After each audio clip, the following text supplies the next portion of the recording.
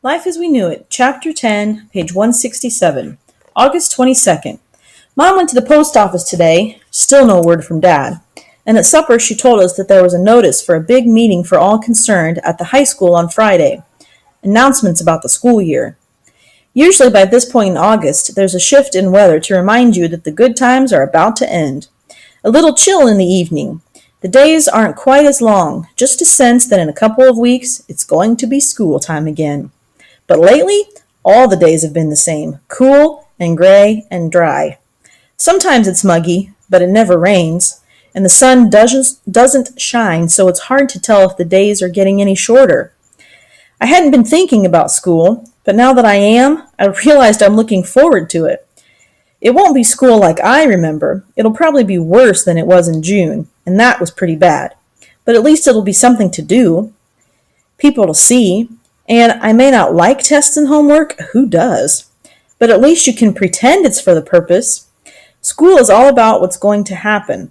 A test on Friday, report cards at the end of the month, graduation in 2 years. We don't talk about the future anymore. Not even what's going to happen tomorrow. It's like we'll jinx tomorrow if we even mention it. No matter how bad school might be, it's still good. I'll go to the meeting with Mom on Friday to see what's being planned. August 26th. I write stuff down in here and I don't read it. Things are bad enough without having to remind myself of just how bad things are. But I just read what I wrote a couple days ago, all about how wonderful school is and all that crap. Tests, woohoo, report cards, woohoo, the future, biggest woohoo of them all.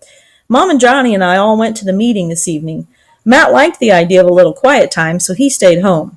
The high school auditorium was full, which I would have thought was a good sign, but it was full of parents and the kids were all ages. It could have been full with every parent and kid left in the school district for all I know. The president of the school board, who turned out to be Aaron's father, Johnny was pretty excited about that, and the other members of the board, who were still in town, and a couple of principals stood on the stage. Aaron's father did the talking. The unconfirmed numbers indicate that half the school-age children in the district won't be returning to school here, he said, and a somewhat higher percentage of teachers, principals, and staff have indicated they won't be returning. It's funny. I go into town at least twice a week, and while I've certainly noticed fewer people on the streets, I haven't given it much thought. All the stores are closed. One gas station is open on Tuesdays. But I've been assuming the reason I'm not seeing people is because there's nothing to do if they do come into town. I hadn't realized it was because people were moving out, or too sick to get to town, or dying. Our resources are limited, Aaron's father said. The governor contacted all the heads of school boards in Pennsylvania last week and told us to expect no help from the state. Every district is on its own. We're certainly in no worse shape than other districts, but that's not saying very much. It was quiet then. Even the little kids who were crying shushed. The board, what remains of the board, has been trying to figure out how to handle our circumstances, Aaron's father said.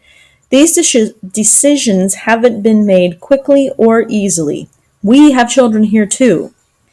I thought he was going to say that there wasn't going to be school, but he didn't, at least not exactly.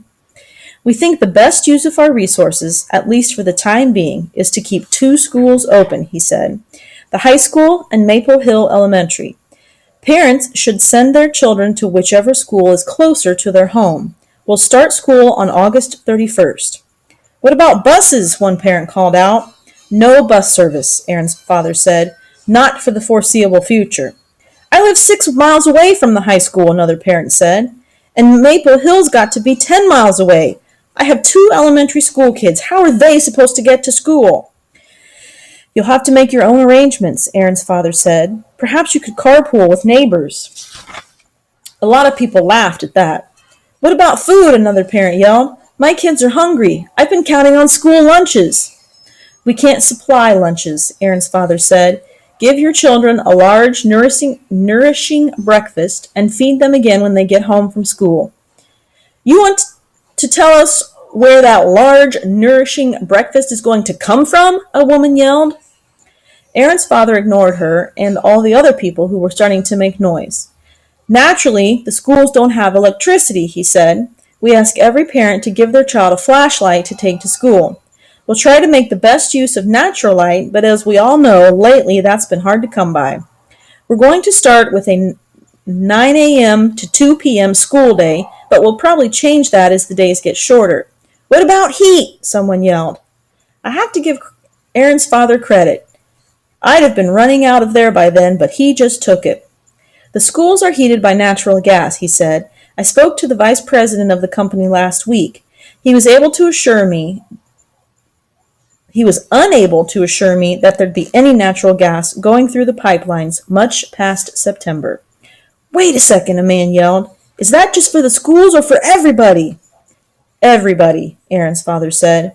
Believe me, I questioned him carefully about that. The man I spoke to said the best case estimate right now is for the gas supplies to end by early October. Even for the hospital, someone asked? They have electricity. Will they have heat too? I can't speak for the hospital, Aaron's father said. Perhaps they have some electrical heating system. The schools don't. We're dependent on natural gas, and we need to assume that we won't have any by October. So you want my kids to walk 10 miles to starve and freeze at school? A woman yelled. Is that what you're telling me?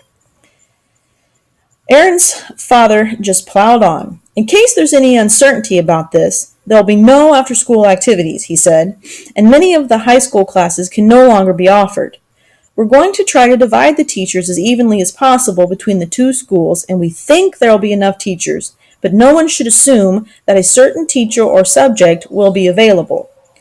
No more science labs or gym.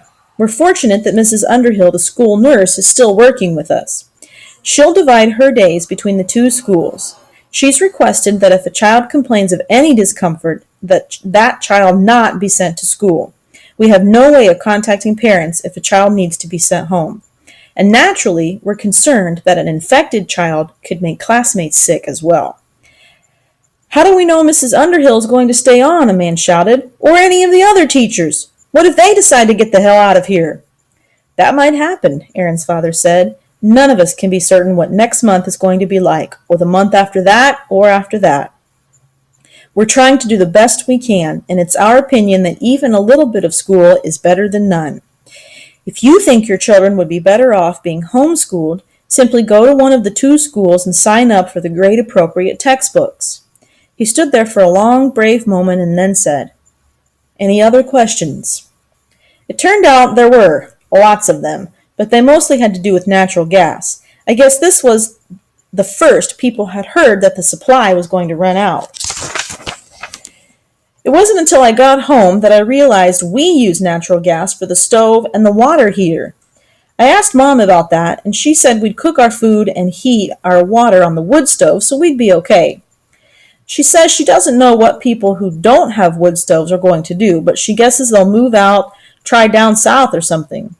Although she heard on the radio this morning that North Carolina has already had a frost, so she isn't sure things are going to be much better anyplace else. No one's crops are doing well because there's been no sunlight anywhere for over a month, or rain for that matter, so we're all going to freeze and starve no matter where we live. She didn't exactly put it that way. Actually, she said we'd be fine because we had heat and food and each other. She also told Johnny and me to think about school. If we want to give it a try, that's fine by her. If we want to stay home, she and Matt could teach us, and that would also be fine. We shouldn't worry if one of us wanted school and the other wanted to stay home. We should each decide what we wanted for ourselves, and she would go along with the decision. I think I'm going to give school a try. It's going to be so weird, school without Megan and Sammy and Dan and most of the other kids I know. But if I'm not used to weird by now, I don't know when I will be. August 27th. Mom says we're about equidistant from Maple Hill and the high school, and she doesn't think anyone will care which school we pick. But if we do decide to go to school, she'd prefer Johnny and I went to the same one.